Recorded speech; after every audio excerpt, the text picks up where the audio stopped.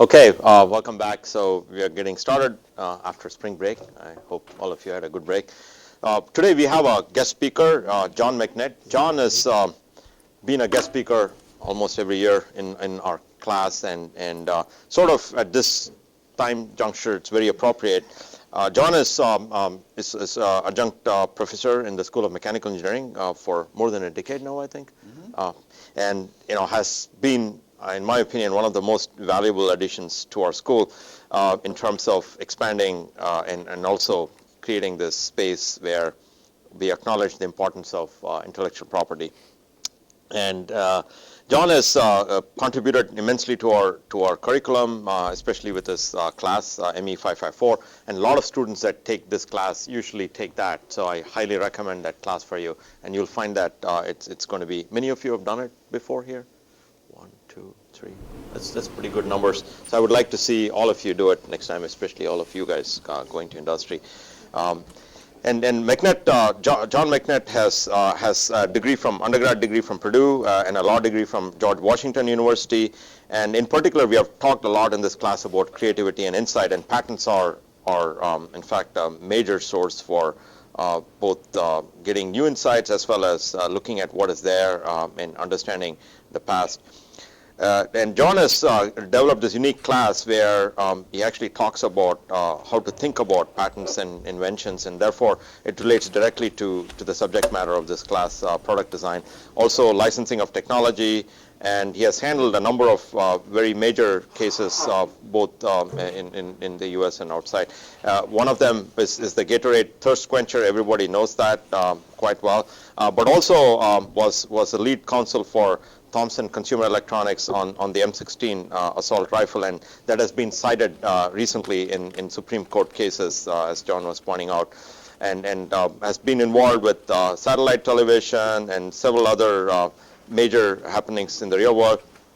And in terms of people that I have interacted with, I've interacted with a number of attorneys, during some of my patents as well as some of the startup areas that I've been involved with. John is one of the most knowledgeable people in terms of this area, but also in terms of sharing his knowledge to people like you. Not many attorneys can even translate the knowledge that they have in terms of what is important for students and how students can think about inventions and claims and so on. And so it's a really a very valuable service that John has done both for Purdue and for several students in the past. So thank you, John, and welcome back. So let's give John a hand. And okay.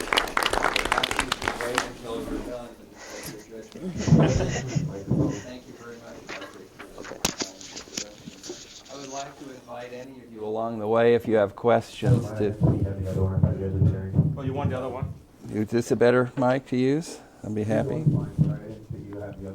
Yeah, I'm got two now, so if one fails, you can continue with the other one. Is it on? Okay.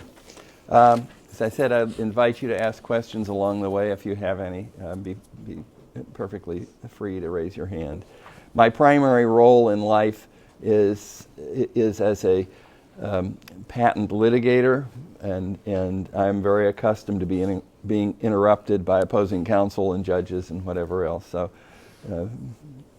please feel free to do so. I'll feel right at home. Okay, we're going to talk about understanding about patents with the premise that if you understand patents, it can improve your product design. And it can do that in several different ways. We'll come at it from a few different directions. But first, let's talk about what is the essence of a patent. The essence of a patent is the right to either exclude others or to obtain payment from others for use of an invention. Notice that this definition has nothing to do with what you yourself can do with regard to using your own invention. It only relates to what you can do to keep other people from using your invention. Patents are an exclusionary right, a right to exclude others. They're not an affirmative right that says you yourself can use your own invention. Whether you get a patent or not will have nothing to do with whether you can use your own invention. Whether other people might get patents that cover what you do might have an impact on whether you can use your invention. But what you get a patent for is to stop other people from using your invention. So that's really the essence of a patent. It's a government-granted right that keeps a person from freely making, using, selling, offering for sale, or importing an invention of another. And these are the various things that you can exclude others from doing. You can exclude others from selling your invention. You can exclude others from using your invention, exclude others from making your invention, and they could do any one of those things and none of the others, and your patent can still exclude them from doing that or entitle you to the payment of a royalty as an alternative for the exclusionary right. There are three categories of patents.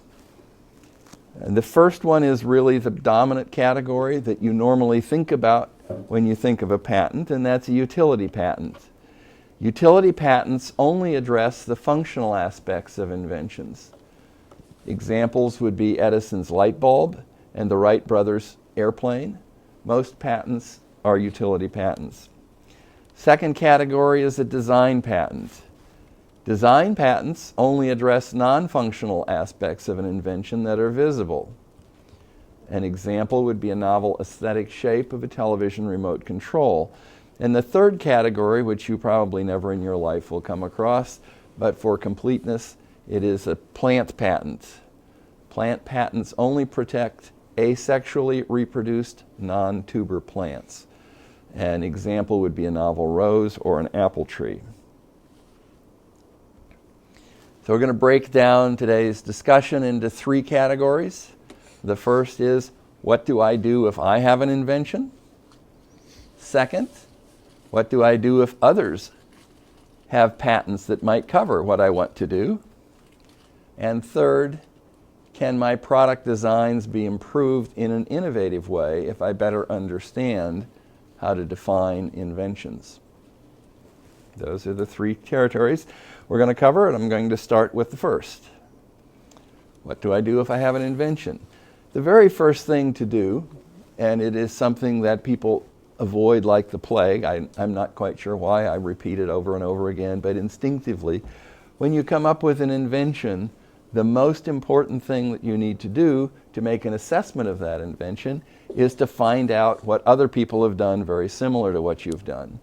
It's only by making that comparison of what other people have done and what you have done that you can get any sense as to how your invention might differ from what's been done before, and as a corollary, how much patent coverage you're likely to be able to get.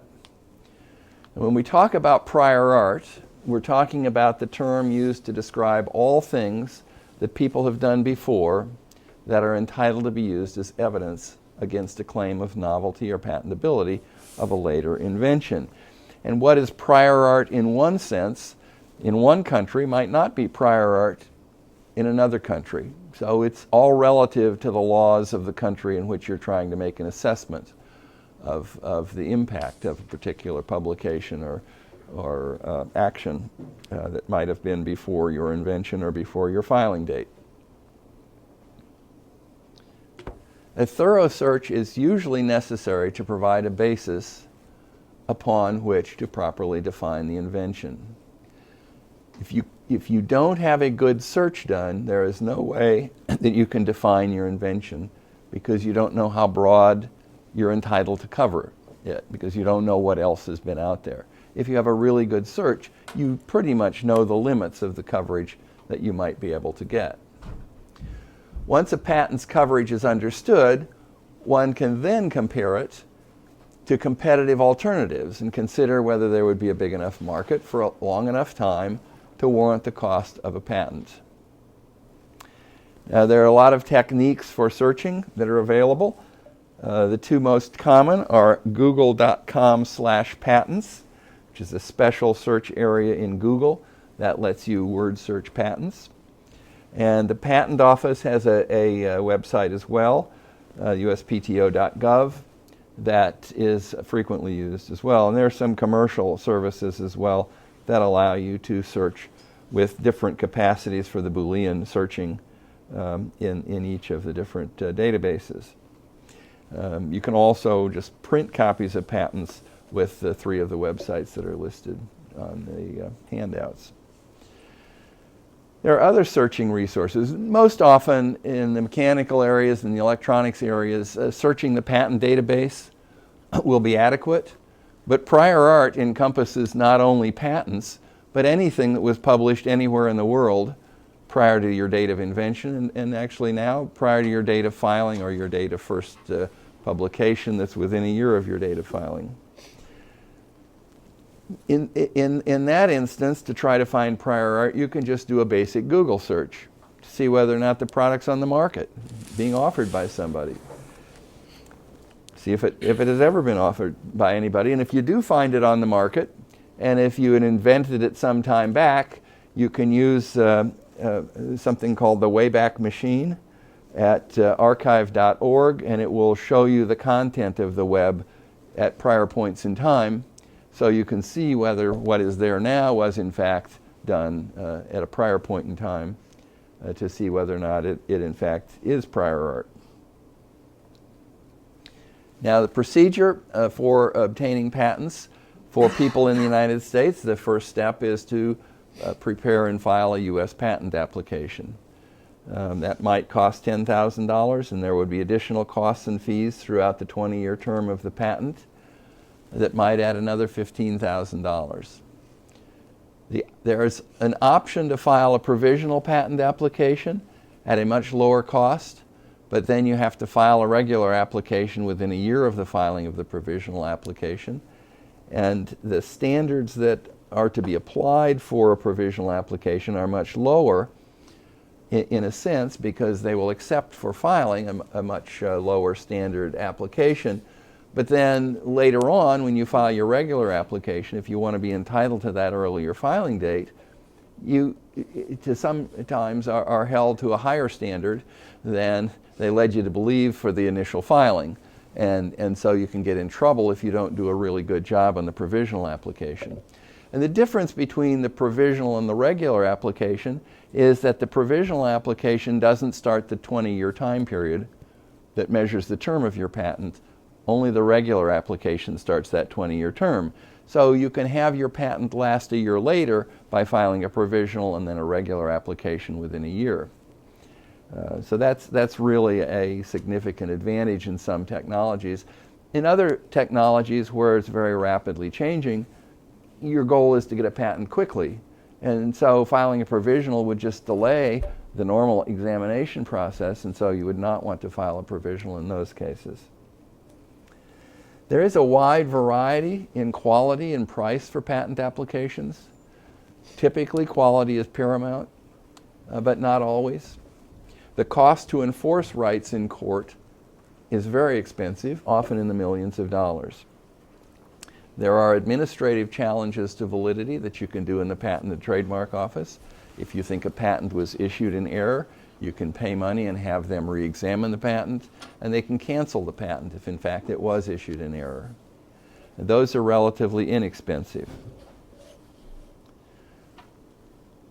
If you want to get patents in foreign countries, because each patent only has coverage in the country in which the issuance was granted, that might be an additional $5,000 per country for the filing. And if it's Japan or Europe, then it would be $10,000 per jurisdiction. Each foreign country charges, in addition to the filing fee and the processing, maintenance fees every year. So each year that you maintain a patent in a foreign country, they're going to charge you a tax, a maintenance fee tax. And each year during the life of the patent in those foreign countries, that fee gets larger and larger, so that at the end of the period that you have your patent, you're paying pretty hefty maintenance fees if you have a lot of countries that the patent has been issued in. Cost to enforce rights in court is substantially less overseas than it is in the United States. The United States judicial system is very expensive, but it is a very good system if you want ultimate truths compared to the system you get outside of the United States. Yes. Question about Europe is, does that, European application, does that cover a group of the European Union countries, or is it each one individually?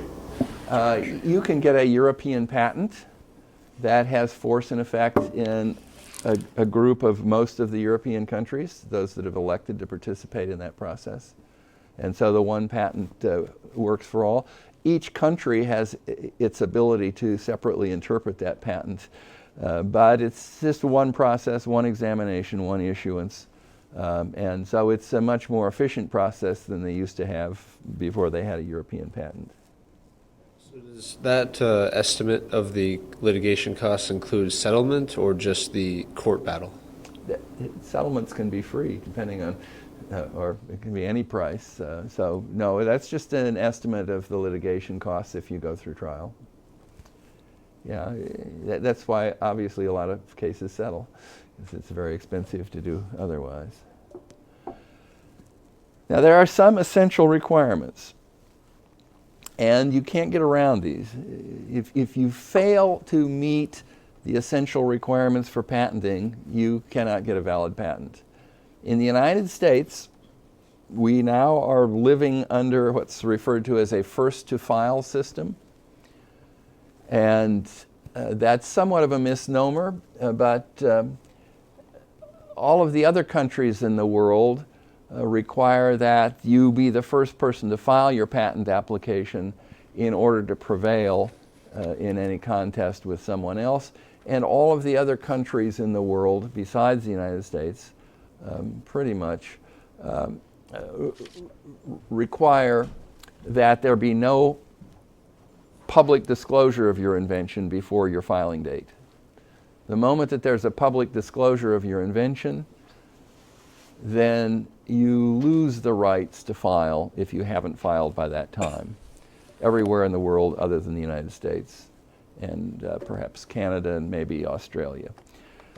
But that's a major difference. And so to the extent you're trying to maintain worldwide coverage, it's very important that the patent application be filed in the United States before there's been any disclosure of the invention in a non-confidential way anywhere in the world.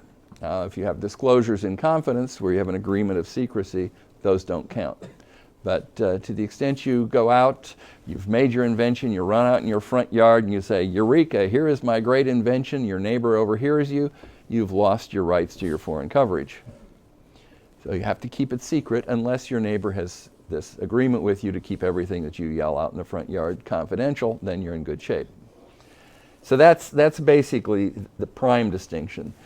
Now in the United States there's a special wrinkle, and that basically says if you do disclose it in the United States less than a year before you file, then that doesn't count. We'll not only not count that, but if you've made a public disclosure of your invention within a year from your filing date, if it's more than a year from your filing date, you're dead. There's nothing you can do to fix that.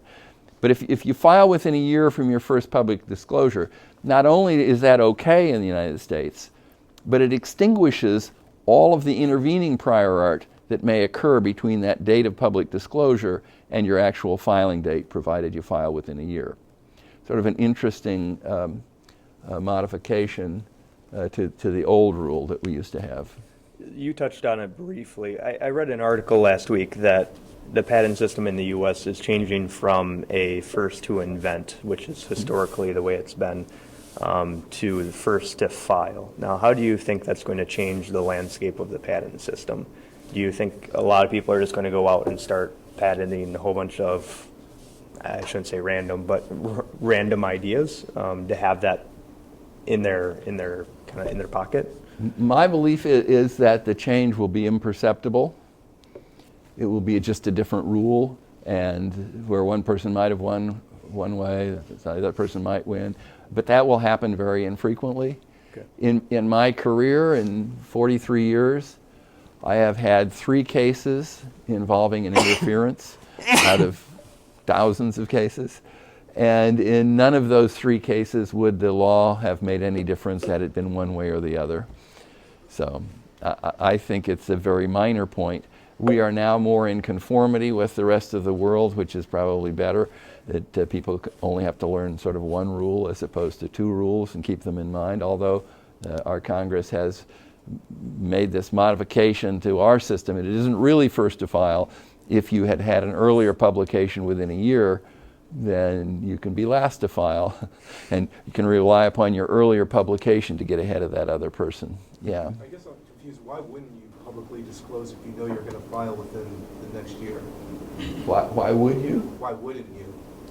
Well, you don't want to lose your foreign rights. If you make a public disclosure, your foreign rights are gone. And so once you file in the U.S., you can use that U.S. filing as though it was your foreign filing date by treaty. And so if you file in the U.S. before public disclosure, then if within a year from then you seek your foreign coverage, you're golden, because you're entitled to your U.S. filing date for those foreign countries by treaty among countries.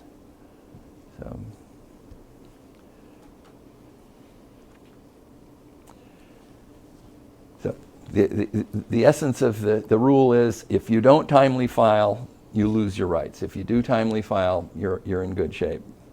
And the earlier you file, generally, the better you are. There are some other considerations that are helpful to keep in mind. One is that the patent standing by itself is not nearly as valuable as a patent combined with a product that is being marketed. A lot of people think they can come up with a great idea, go to the patent office, get a patent, and not lift a finger about making a prototype or getting a product to the marketplace. And then they'll make a lot of money and they'll sit back and the royalties will come in. It rarely works that way. What really works most powerfully is to come up with a really good idea, build a prototype, get some samples in the marketplace, get some consumer acceptance, and then you sell that product line along with the patent in combination and make a lot of money, or you build your own business, or you license the patent with the validation of the marketplace behind it that you get from actually putting a product out. When you try to do it with the patent by itself, that's a much tougher path to go down. Now, if you've invented a new nuclear reactor, for example, nobody's going to expect you to build a nuclear reactor before you can license the patent. But for most things, you actually can develop a prototype, an example, and get interest from consumers, and then the patent takes on a lot more value. So you can think of the patent by itself if you want, but then the value tends to be less. And if you marry the patent with a marketable product, that vastly enhances the value that you can get from the patent as well as from the product. The product alone isn't worth much without the patent. The patent alone isn't worth much without the product. Having the combination is a very powerful combination. And sometimes the value of a patent is to simply use it in negotiating for rights in other people's patents. You really don't want to spend $1 million to enforce it against infringers. You want to have it in case somebody tries to assert a patent against you. You can say, now wait a minute, you assert your patent against me, I'll assert my patent against you. How about we cross-license and not worry about it? And so the patents provide sometimes a defensive value more than a royalty-generating value. Now this is the second part of the discussion. This is a really tricky one that people have a very hard time with, and that is, how much is my patent worth? If I license it, how much royalty should I charge? If I sell it, how much should I sell it for? How do I determine what this patent is worth? I've got this right to exclude other people from making this feature, but now I have to translate it into money. I have to monetize this, and what do I do?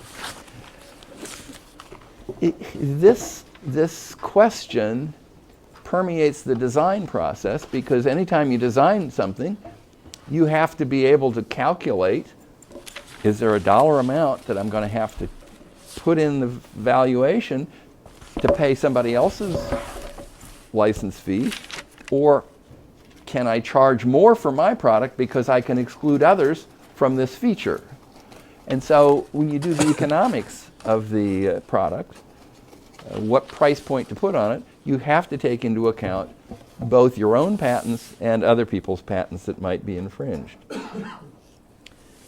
The cost of a license, or the potential revenue from a license, needs to be valued reasonably accurately to be able to optimize a design for the least cost and to determine an appropriate sales price for any design impacted by the patents.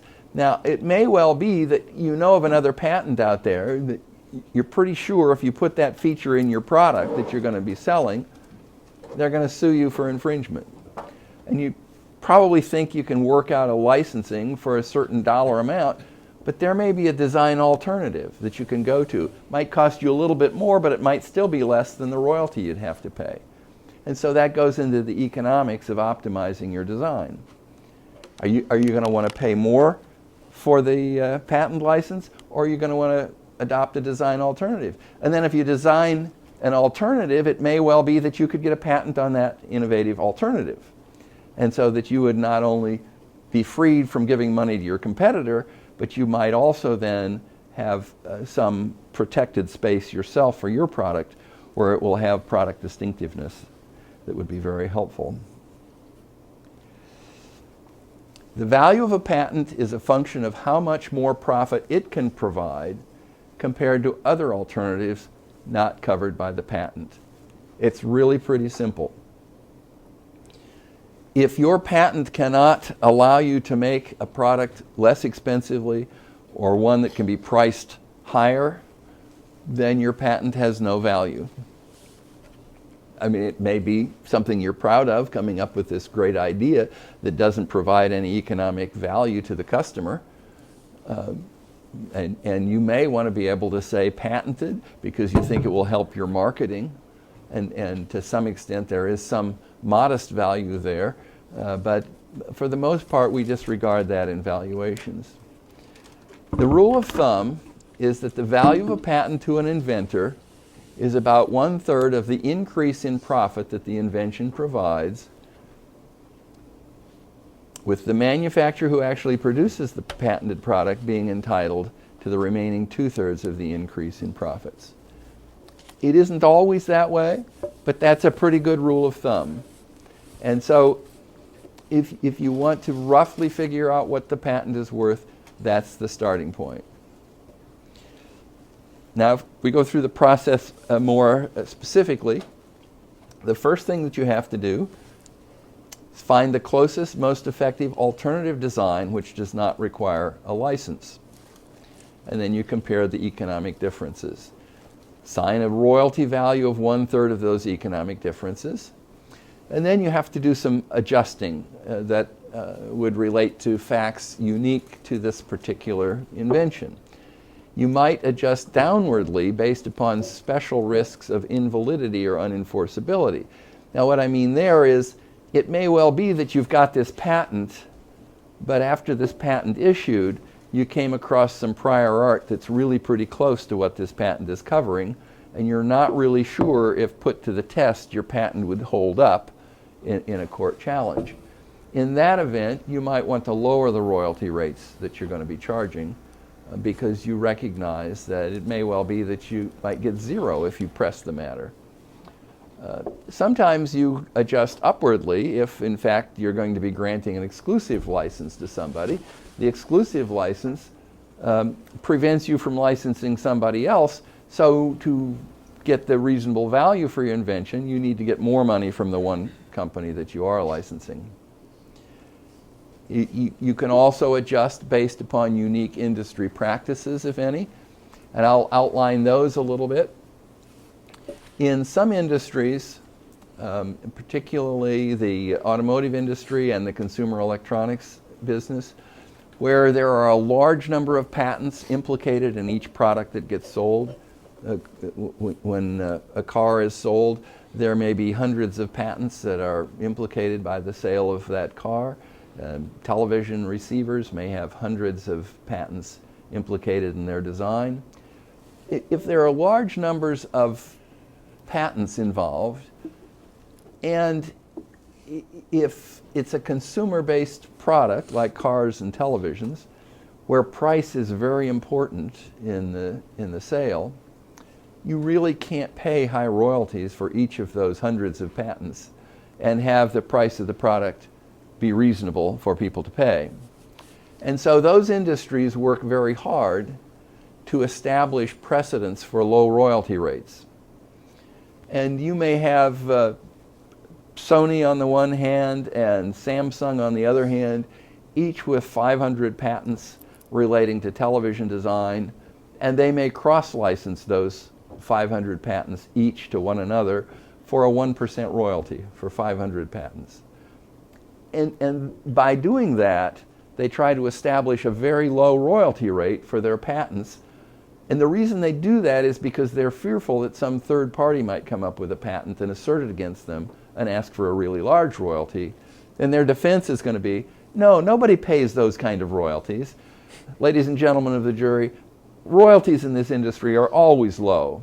Therefore, we shouldn't have to pay this new infringer a very high amount of money because all these patents are worth very little.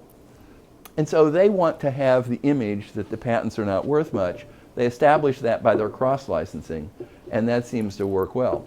There are other occasions where you might have just two players in the industry, each of which has several patents, and each of which infringes one another's patents. And so they're going to have to cross-license. They can't, either one of them, sell product without risk of infringement. But what they both really would like is for nobody else to come in as a third competitor. And so what they will do in their cross-licensing arrangement is say, these are really valuable patents. They're worth a whole lot of money. I'm going to cross-license you for a 60% royalty. You cross-license me for a 60% royalty. We both have very large sales. It'll be a wash. Anybody else comes in, they're going to be facing 120% royalty to get a license under both of our patent pools. And that works really neat in order to have the opposite effect from the analytical process that I first outlined, where you just calculate the difference and divide by 3. They have a much higher standard that they would like to tell the jury. Look at all these high royalties that we're collecting on our patents, and this new person coming into the marketplace trying to compete with us, they want to get this sweet deal where they pay only 5% royalty. I don't believe it. We're paying 60% royalty on these, and we're getting 60% royalty on our other patents. So that works out really well in a cross-licensing situation. In a market of duopoly, can they be construed as price fixing of sorts? Whether that has an antitrust implication that you're not, but it isn't really, because there's not an agreement between those two people that they will not license third parties at any different rate. I mean, they probably will, because that's sort of the rationale behind why they're doing this, but I don't really think that would constitute an antitrust violation by itself, to improperly be paying one another higher royalties than you should pay. If there was an agreement between the parties that they would go out and enforce their patents at those higher rates, that would be a violation. You cannot have that agreement between two competitors to enforce patent rights against a third. But if there's no such agreement and they're just doing this each with the knowledge that it will enhance their own individual positions against third parties, then that's okay. Would it be something to do with reasonable? Can it be reasonably construed as, If I may say? Yes. You can make the argument, yeah, but I okay. think that would be hard to prove. I mean, if you had a letter saying, look, we're doing this, even though we know it's not true, I could imagine a set of facts where you might be able to establish an antitrust violation there, but people aren't that dumb as to put those things in writing. So, and I think it would be really hard to make that proof, absent some direct evidence that the two parties together are agreeing to assert their patents against a third party, which that would have crossed the line, and that would be an antitrust violation. But just to merely enhance the value of your patent, that's in everybody's best interest, to enhance the value of their patent as best they can and get as high a royalty as they can. So Yeah. So one of the challenges, I think, is comparing economic differences, especially in the new market or with a situation where you just have limited information. Do you have any advice on how an individual might compare economic differences? Well, it's different in each situation, and for some inventions, you can't really do it very well. This model of how to calculate this works most of the time in many situations. It is not universal, and it's just a guideline to think about it. But any product that's going to be sold, you're going to have somebody telling you what the price point should be for selling it. You're going to know your cost of materials, so you're going to know your gross profit. There are going to be some competitors doing something somewhere that's going to have another gross profit margin. You can compare those two and subtract and divide by 3. That's inherent in any product that gets sold. Is there some cost of goods and price that the product's sold for? And you can subtract those. It's not too hard. It's basic arithmetic. But the problem arises that you're probably alluding to is that sometimes the alternatives in the marketplace aren't really exact replacements, that you have some advantages that make them a little bit different and they aren't quite so comparable. And you just have to estimate when that happens as best you can. It's not a perfect process. Okay, once you've got this difference calculated by 1/3 of the difference in profitability, not 1/3 of the profit, but 1/3 of the difference in profitability, then you convert that to a royalty rate. And the reason that you convert it to a royalty rate is that accountants can't fudge unit sales or dollar gross sales. Accountants can fudge profits very easily. So even though we're doing the calculation as to how we come up with the value of the royalty, once we've done that in a pure setting, we have to convert it to a royalty rate on something that accountants can't fudge. And so normally that's done as a percentage of gross sales or number of dollars per unit sold with an inflation adjustment so that the dollars per unit sold stays constant in real dollars. There are oftentimes variations where the royalties change, not oftentimes, but occasionally, where royalties change with volume or time, and there are rationale for it going up over time and rationale for it to go down over time, depending on the setting. But for the most part, you come up with a fixed royalty percentage, and that stays throughout the life of the patent, barring market forces that force a revaluation. If the license is exclusive, you then select a minimum yearly royalty or minimum yearly sales, and sometimes there are advance payments that are made in order to have the license take effect. You generally only have minimum royalty amounts and advance payments if the grant is exclusive. If the grant is non-exclusive, you rarely have minimums in licensing arrangements.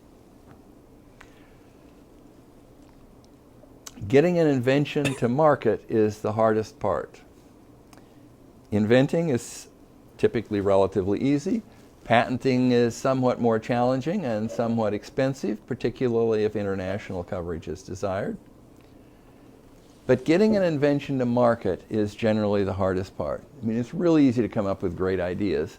You just sit back, oh, wouldn't it be neat to have a machine that defies gravity? Isn't that great? Actually, building one is a little more tricky, and getting a patent on it would be hard as well. But a corollary to all of this is don't be overly concerned that someone will steal your invention. It may be the best thing that could happen to you. A lot of people say, I've got this great invention, I don't want anybody to know about it, I'm really worried about somebody stealing it. Once you've got your patent on file, let them steal your invention.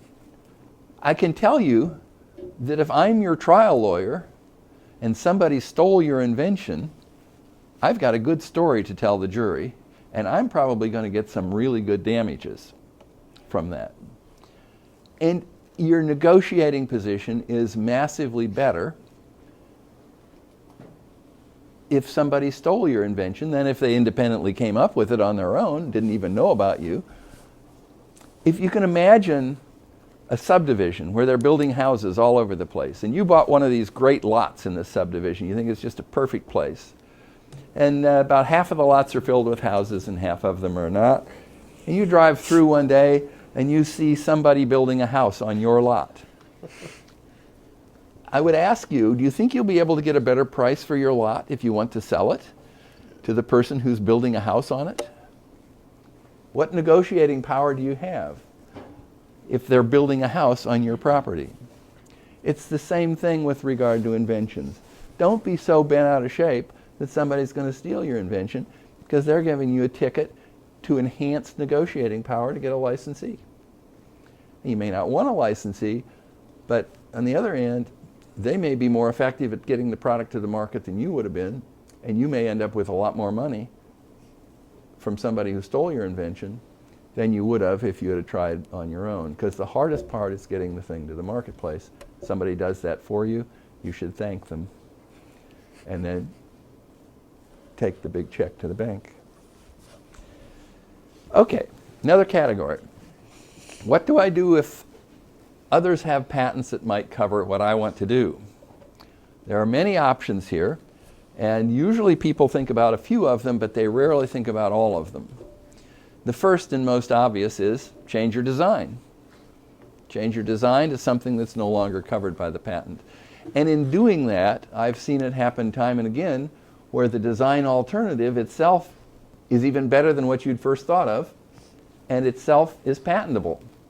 So you can end up trying to avoid a problem, ending up with an asset that's better than you would have otherwise even thought about. Second, you can license from the patent owner, or you could purchase the patent.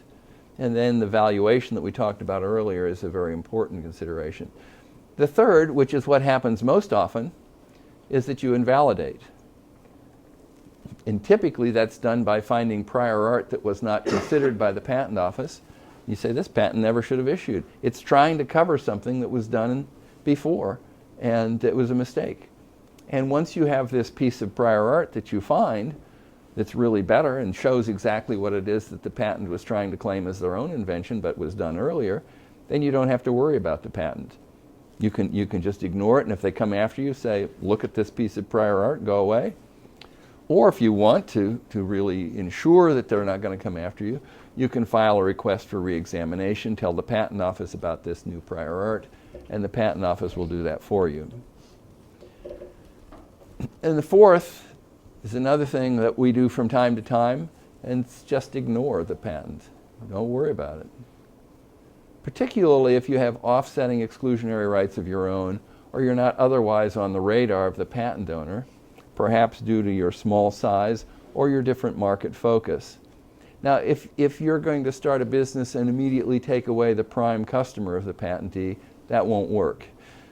But it will work in most other circumstances, particularly if you are innovative yourself. If you're not really just copying what the other person did, and you have your own improvements and your own advantages, then if they come after you and you really have these other advantages, you've got something to cross-license with them so that they can then adopt your advantages, you're adopting their basic technology. And that tends to be how most of these things work out.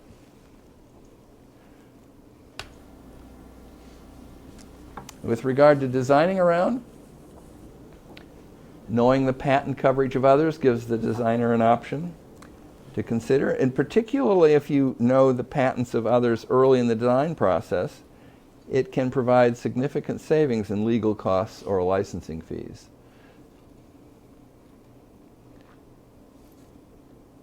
Now, there's a difference in how to react to patents of others depending upon the industry in which you work and how much money you are going to invest in your product before you start to get a return.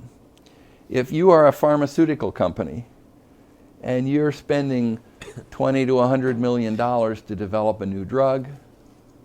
The last thing you want to do is ignore a patent of somebody else that might be infringed after you've spent $100 million developing your new drug. You want to take care of that problem up front, or you want not to invest that money. So if you're a pharmaceutical company, they rarely ignore other patents. They almost always very thoroughly search for other patents, and they almost always make sure that they're not infringing any other patent before they even go forth with their very expensive development process. Generally speaking, with pharmaceutical companies, there's only 1 or 2 patents total that are going to be involved in the product. So it's a simple matter to get it resolved. The other end of the spectrum are automotive companies. They rarely consider risks of third-party infringements. There are numerous patents related to each product, and they have great market power to keep patent owners in line if they ever want to do business with the automotive companies. So they look at it the other way around. They say, we'll deal with any patent problem once a lawsuit is filed against us and we've examined it and it looks like we might lose. Then we'll get serious. Until then, we're not really going to get serious. And if it's one of our suppliers, they're not going to sue us. So I'm not going to worry about it. And it seems to work pretty well.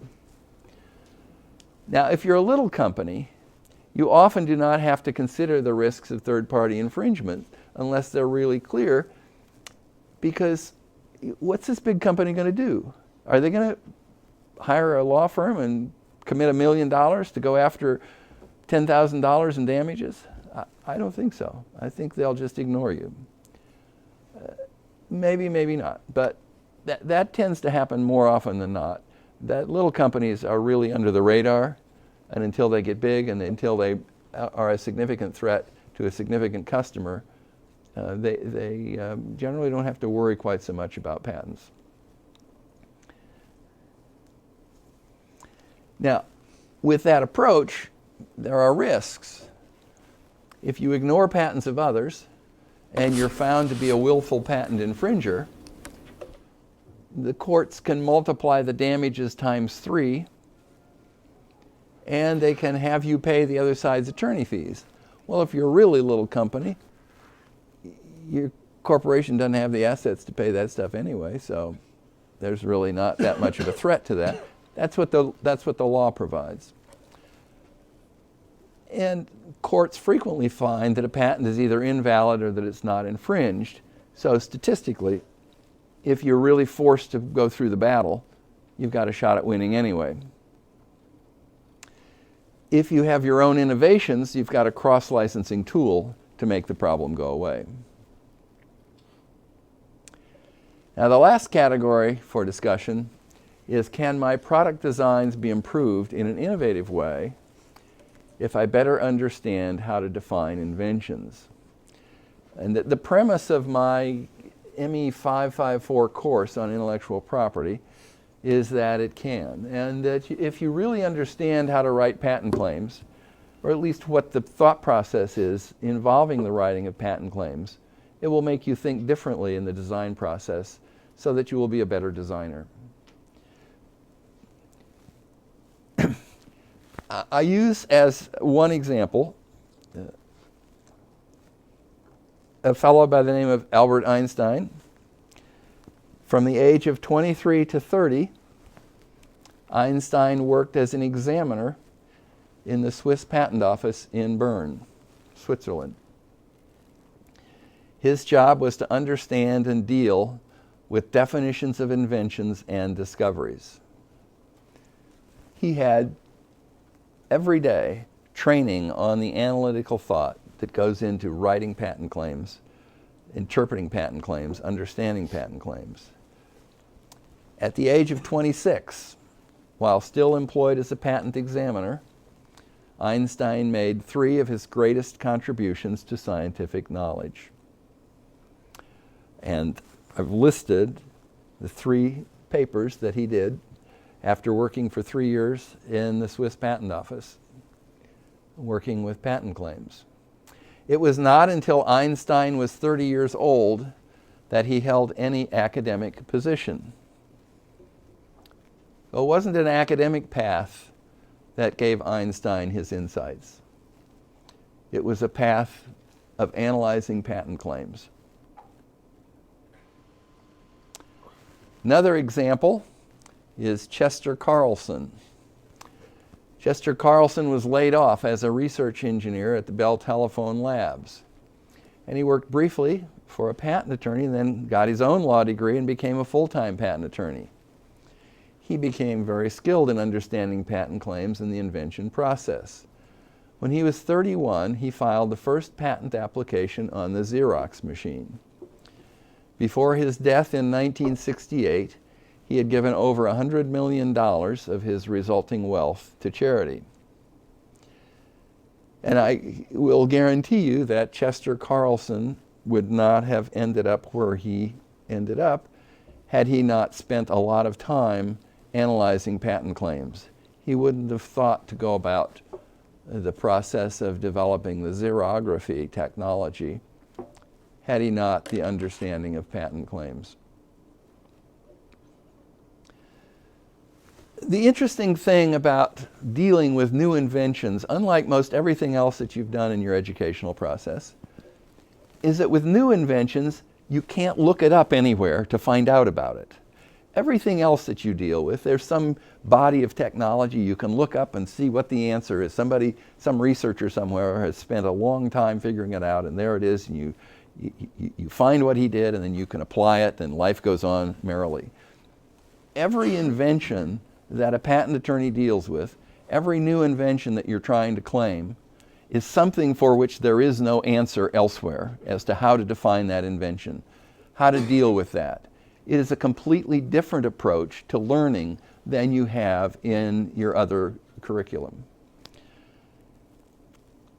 You can't even look at prior patents that have issued in the same technology. That is one of the most misleading things you could possibly do.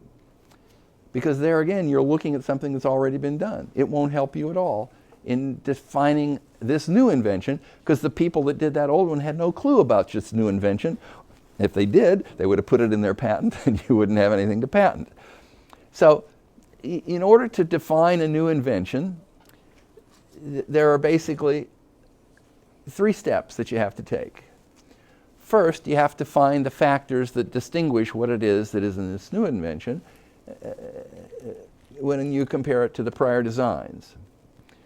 And the second thing is to determine the appropriate level of abstractions for the terms used in the definition that you're trying to write. And thirdly, to create an invention definition from the abstractions determined. Now we'll go into this a little bit more, but this is the basic idea as to how you deal with defining new inventions. Now, when I talk about abstractions, I can give an example here, and there's a hinge shown in the upper right-hand portion of this slide. And you could define that hinge very narrowly, at a very narrow level of abstractions, very precisely defined invention. It could be a Schlage model 1011F large door hinge with a 3.5-inch radius corner. That's very specific. And if that's what you got for your patent claim, somebody could avoid it by getting another brand hinge that might look the same, because you've defined it as this particular brand.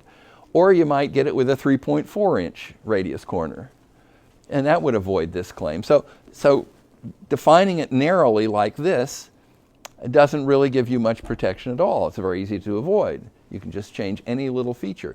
You could also have another narrow definition that says brass door hinge having 2 plates connected with a hinge pin and 3 holes in each plate. Now that would be broader, because then if it's not made by Schlage and made by somebody else, or it has a different model number, you'd still get some coverage, but still it would have to be brass, and if somebody came out with a stainless steel version, or a copper version, or a bronze version, then they would be free of infringement. Or if it had only 2 holes in each plate, then that would avoid infringement. So that's still a little bit too narrow to be of a lot of value. Suppose you use a medium scope of abstraction, where you define it as a metal hinge having two plates, each having at least one mounting hole. That's a little better. That's even broader. It's got a higher level of abstraction. But even that, does it have to be metal? Is there a plastic version that might work, or a ceramic version? Do we really need to have mounting holes at all, or can we use an adhesive material to stick these things on with, rather than having holes? And does it have to have a hole? Can it have slots instead of holes? So even medium might not be the best level of abstraction for giving the coverage that you'd like to have. You could get broader coverage. You could just define the invention as means permitting pivoting of a first member with respect to a second member with 1 degree of freedom. That sounds pretty good. I'd like that coverage, because that would be much harder to design around. And the broadest level of abstraction, or at least one very broad level of abstraction, would be to define it as mass. That's a really pretty broad level of abstraction. I suspect there might even be broader levels, but that comes to mind as being one of the broadest levels of abstraction.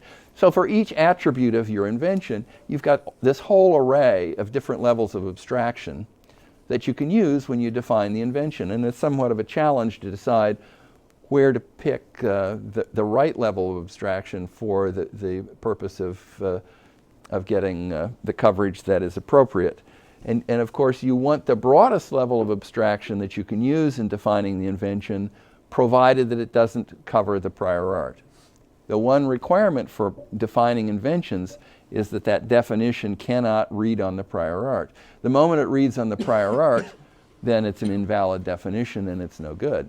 So then you might have to narrow your level of abstraction for some or all or different parts of the invention. You maybe have to add another limitation or some other feature that you put in so that it avoids reading on the prior art. And that's why the most important piece of this whole process is collecting in front of you, when you're trying to define the invention, the closest prior art that exists as best you can find it. That's why the search is so important as the very first step. Without that search, collecting all this prior art, you've got no way to pick the levels of abstraction that are appropriate to write the invention definition. For engineers and scientists, distilling an invention to clearly defined terms clarifies further thinking about the invention. The process of going through and deciding what levels of abstraction to use is a very helpful mental process in coming up with design alternatives or optimizing an invention. Invention definitions, once you come up with them, are at the core of patent licensing. And in patent infringement lawsuits, you go through the same process even though the patent is issued and the patent has already got patent claims, because sometimes you can come up with better definitions that are actually in the patent that are helpful to persuade the jury as to what the real invention is in comparison to what's in the prior art. And so this process is a perpetual process that goes on anytime you're thinking about intellectual property, trying to understand what an invention is, how much you can charge for it, how can you design around it, how can you improve your own invention. Understanding what that scope most appropriately is in a word definition is a very helpful discipline for all of those ends. Now, in the process of writing these definitions, which patent attorneys refer to as claim drafting, we do it by way of example with simple mechanical inventions, assuming a specific primitive collection of prior art. I'm sure you've all had the basic physics where you've studied the principles of physics, and they do that through the use of massless strings and frictionless pulleys, none of which exist in the real world. But when you apply those arbitrary characteristics, you can then focus on the essence of the physics principles. And we do the same thing in trying to understand claim drafting, where we will use hypotheticals with very simple systems so that you can understand those concepts. Now here's the first example. Let us pretend that there's no prior art of any type. So we've done a search and there's nothing there. We've entered our query into Google and nothing comes up. This red seat chair was just invented. Now this is what we're supposed to write an invention definition. How do we define this red-seated chair in the broadest way possible to give us good coverage? Well, when we do our search, we don't find anything. Most people say, okay, I'll define that chair as something with a seat, 4 legs, and a back. That's a simple way. You say that, you know that it's a chair. But that's not a very broad coverage for the chair. That describes the chair, but not in the highest level of abstraction that's warranted, since there is no prior art. Now, if a person later comes along with a backless 3-legged stool, their product wouldn't be covered by that definition, because our definition required a back and 4 legs. And so that 3-legged stool would avoid infringement, and we wouldn't get coverage of that later development. And the stool can compete with the chair for having something for people to sit on.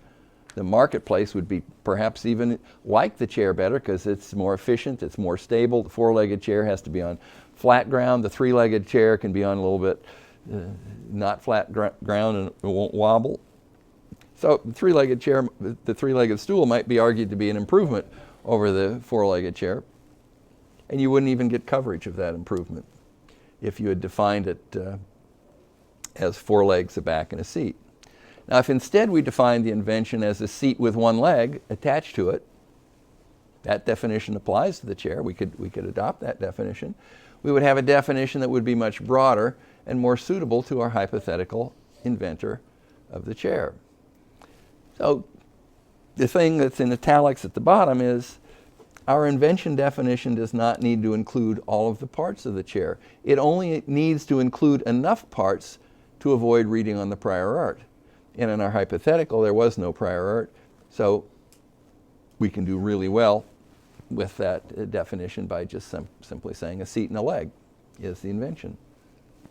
It's not our task to describe all the parts. It's only our task to describe something that reads on the invention that does not read on any of the prior art. And the broader you can get that to be, the better your patent claim. Now let's change the hypothetical. Forget everything we just talked about. And we're now going to assume that the prior art includes the backless 3-legged stool. We did our search. That's what we found in the prior art. We've invented this 4-legged chair. Admittedly, the 4-legged chair isn't quite as good because it's not as stable, but it has a back you can lean against. And the 3-legged stool doesn't have that, and so we can argue an advantage because we've got the back. And also the 4-legged chair, if it's on a flat surface, will have a little bit more stability than the 3-legged stool.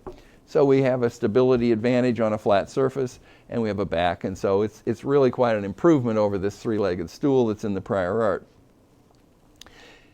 Now, our initial definition, where we said a seat, 4 legs, and a back, is starting to look more reasonable, because we have to avoid reading on this 3-legged stool.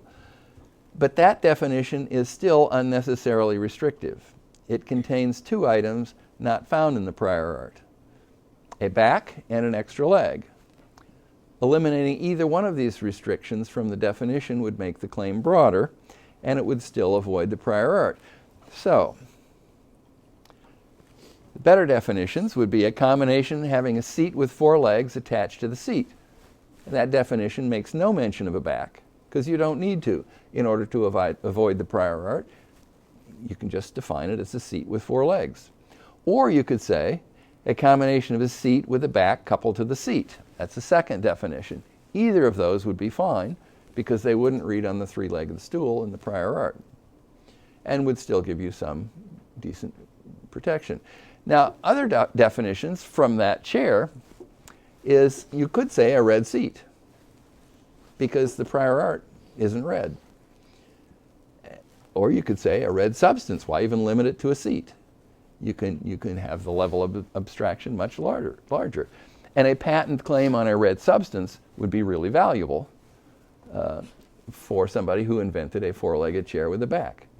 And it's very hard for people to think about when they see that four-legged chair with the back that has a red seat to claim as the invention a red substance, because they're thinking so much about the concrete example of this thing that they're looking at that has a back and four legs.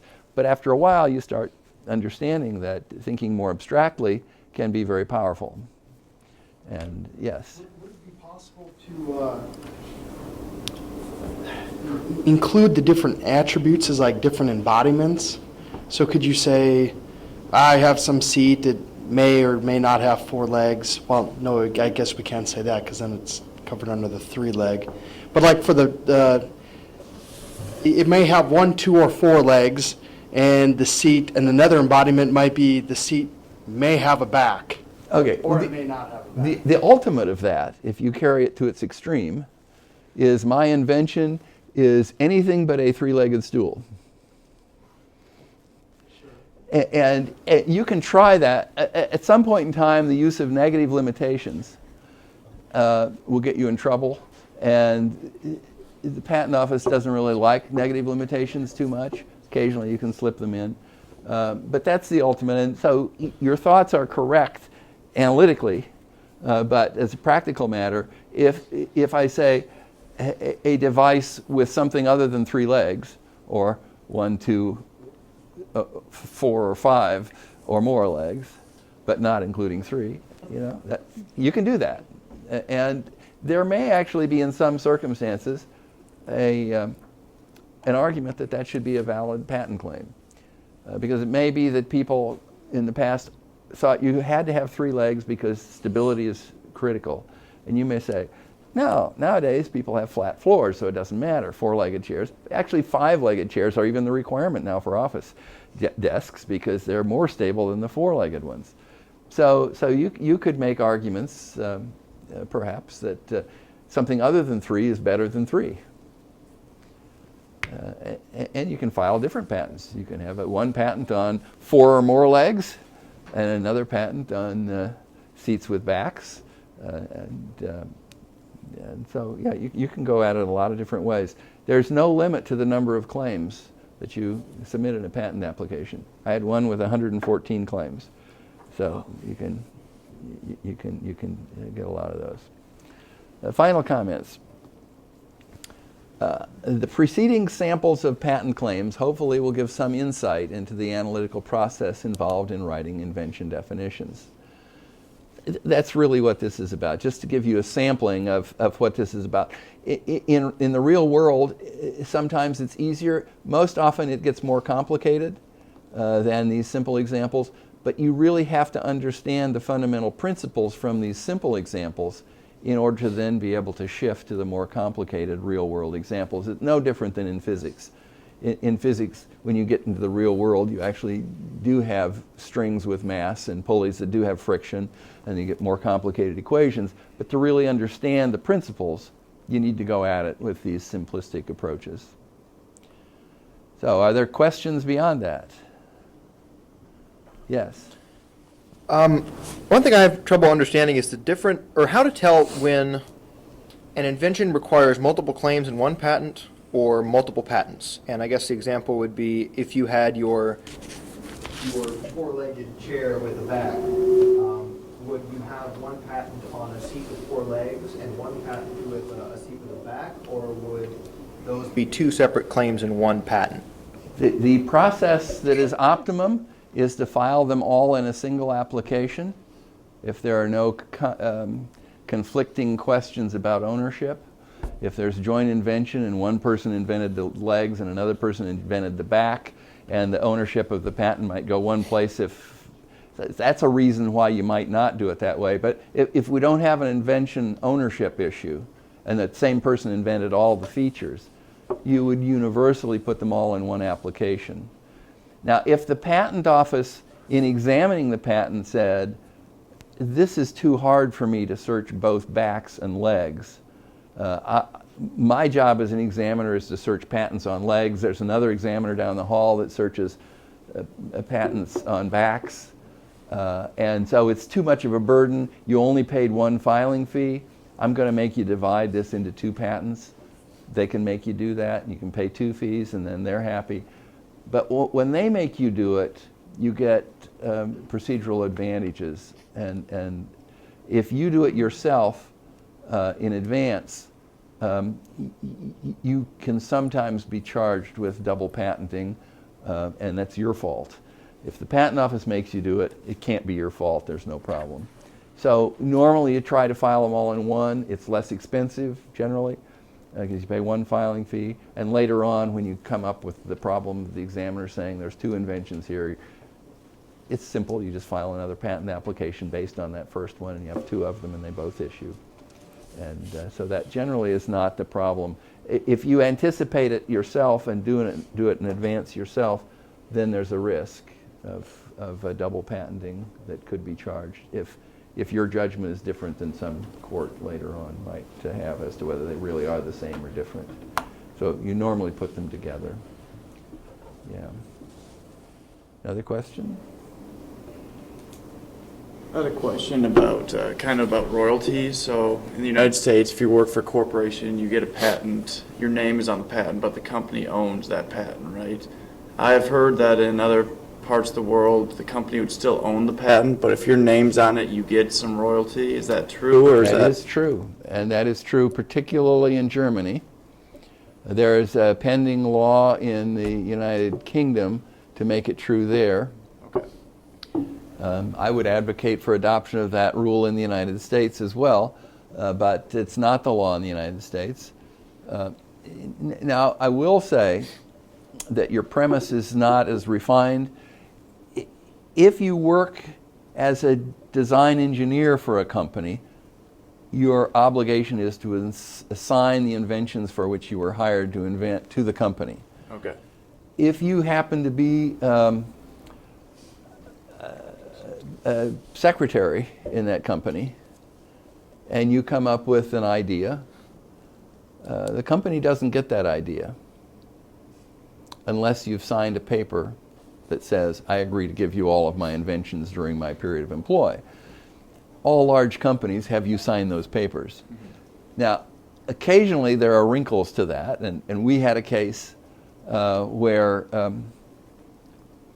a person was hired from a temp agency to fill in for a couple of weeks in the engineering department at RCA, who was working on the video disc technology. And the temp person wasn't hired as an engineer, they were hired as some clerical function. And while they were there, they came up with a really great improvement for how to make that video disc. And because they had not signed those normal employment papers that they require all their regular employees to sign, that temp person had the right to file the patent, and they did, and our firm got that patent for them. And then we negotiated with RCA to pay a royalty on the invention that that temp person had come up with that they put into their video disc technology.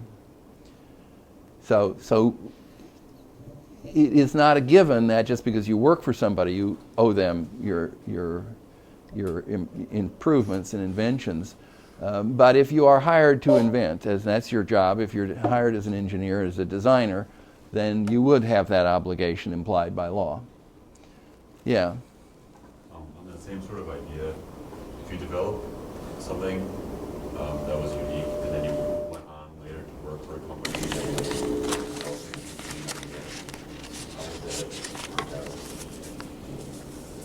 I'm not quite sure of the hypothetical. If you came up with an invention while you're at Purdue or whatever, and then you get a job somewhere else and they're working on a competitive idea. How would the like intellectual property? Well, a person is not entitled to the inventions that you had before you started working for them. So you would own the rights of the inventions you had before you started in their employ. I had another case like that as well for someone who was working in academia and came up with a really great molecule. They were MD, PhD researchers. And then they got a job for Eli Lilly. And Eli Lilly was interested